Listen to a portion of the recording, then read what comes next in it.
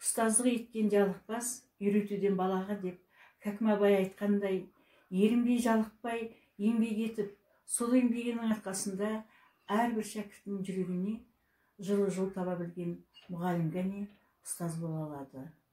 Сондай ұлы ұстаз, ұстаздардың ұстазы Қанипа Омарғалиқызы тек республика көлемінде ғана емес, тіпті сонау шет елдерге танымал дәуірдің дара ұстаз атанды.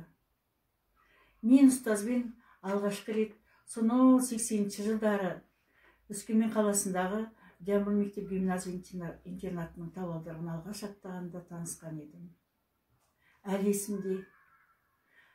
Мейірімді шуақ шашқан жылы жүзбен қарсы алып, айналайын нұрбақыт, мектебімізге қош келдің.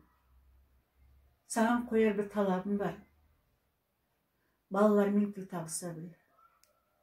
Уақытпен санаспа, еңбек етуден жалықпа деп еді.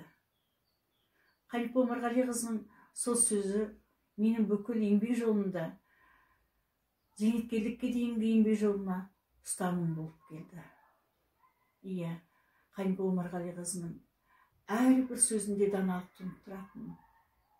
Сондықтан о кісі ұқсау біздің әріптестерінің басты мұраты бола білді.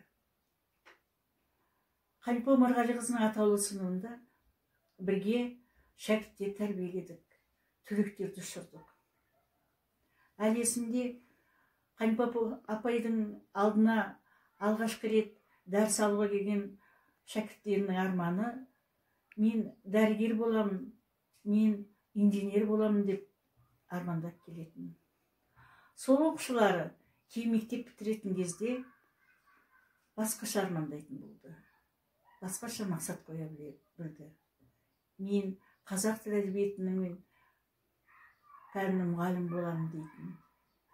Яғни Қанипа апайларына ұстаз болғылары келеді.